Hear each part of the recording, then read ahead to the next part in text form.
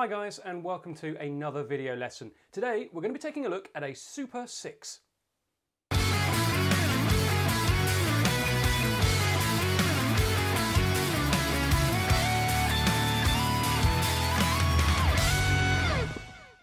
So what exactly is a Super 6? Well, quite simply, it's a fill that uses 16th note triplets, which I really like. I'm going to start by playing the whole fill at 70 beats per minute. This is our target for today. Don't worry, we're going to break it down into smaller bits in a minute and work each bit out one at a time. But here comes the whole fill first. That was difficult to say, just so we know what we're aiming for. Here we go.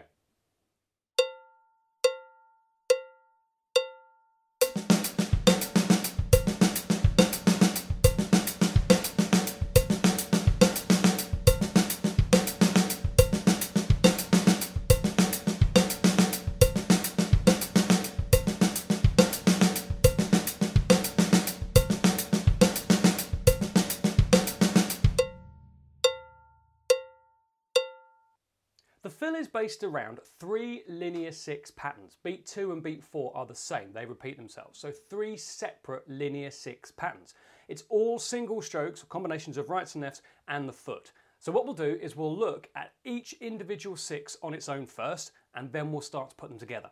I'm going to play them at half speed and then up to speed at 70. I'll leave the metronome running at 70, but I'll play them at half speed first, just so you can really see and hear what's going on. And then we'll crank it up to 70 and we'll play each 6 one at a time.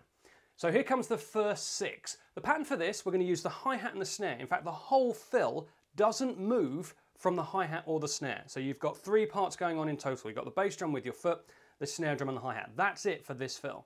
And what we're going to be doing is we're going to be moving from our normal playing position, which is here, to open position here. This is known as open-handed. So we're going to be moving from crossed over to open and back again. The first 6 starts on the hi-hat, or in normal groove position as I like to call it, right on the hi-hat, left on the snare. Right hand then comes down to hit the snare drum, and left hand goes over to hit the hi-hat. Here's that open position I was talking about. Another right on the snare, then a bass drum to finish. That's our complete 6. Right, left, right, left, right, foot. Here it comes at half speed and then at 70 beats per minute.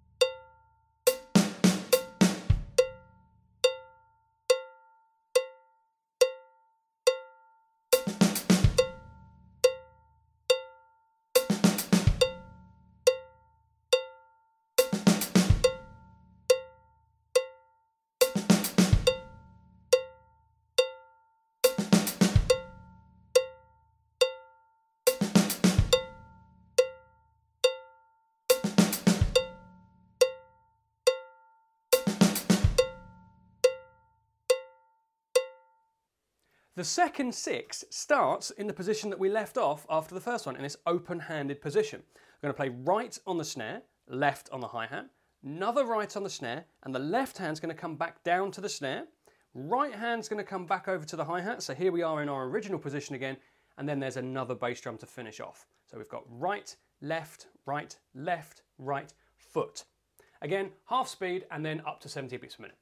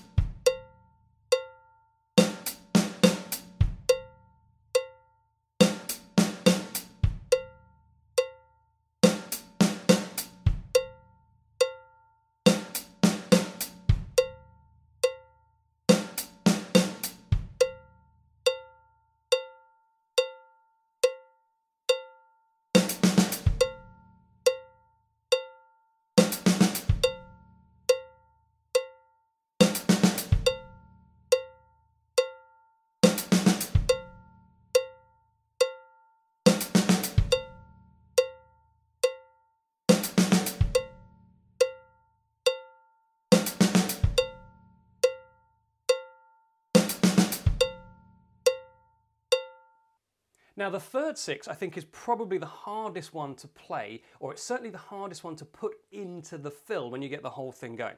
It starts with the bass drum. It's the only six of the whole fill that does that. We're going to go, now remember we're in this position again, we've finished our second six in normal groove position. So we're going to play foot, right, left, and then another foot. So it starts and ends with the bass drum. And again, we've got that moving from groove position to open-handed position. Here it comes, half speed and then 70 beats per minute.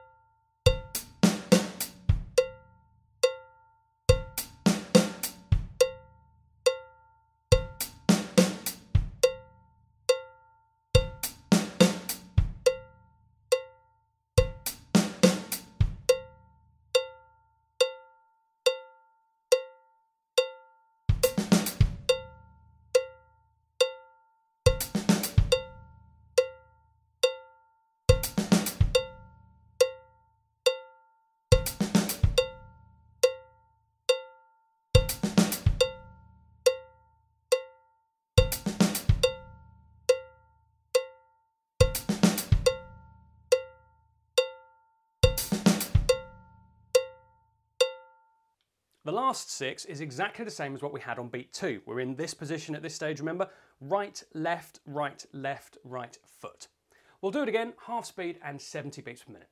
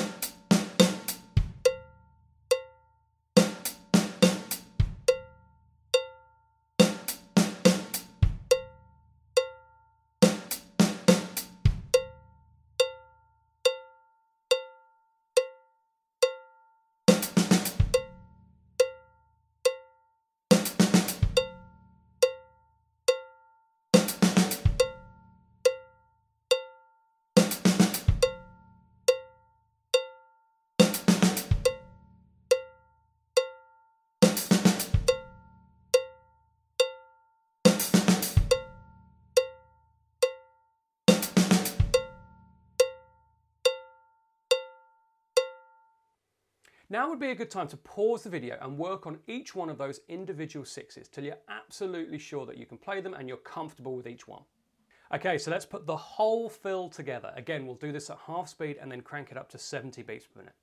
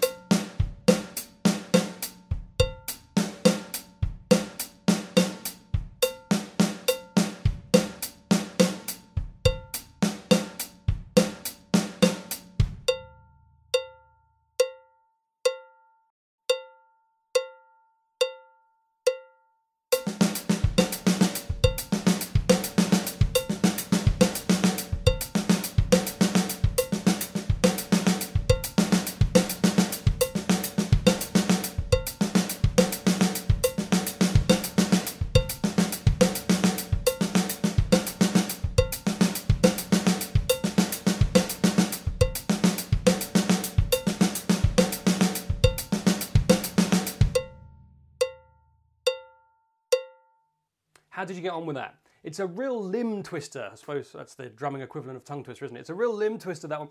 It's this whole idea of learning by looking and listening. We understand things by what they look like and what they sound like. We're used to grooves looking like this, and we're used to fills looking more like this. As soon as we start to change that by moving our hands into different positions, we get different sounds, it looks different, it gets very, very confusing, even when dealing with something as simple as single strokes like we're looking at today. If that fill isn't quite there yet, that is absolutely fine. This one didn't come straight out of the box. I didn't play this at 70 beats per minute straight away perfect. This one takes a bit of practice, this one takes a bit of time, no problem at all. You can either break it down and work on each individual bit and bring each 6 up to 70, or you can play the whole fill at half speed and then gradually speed it up as a whole. Or maybe a different way works for you. That's fine. Take your time on this one and build it up gradually. Okay, so let's put that in a 3-1 resolve. I've gone for a syncopated quaver groove. You don't have to use my choice of groove if you don't want to. You can use one of your own. That's absolutely fine. What I would say though is use a quaver-based pattern. I'm not using triplets or shuffles here. That's deliberate.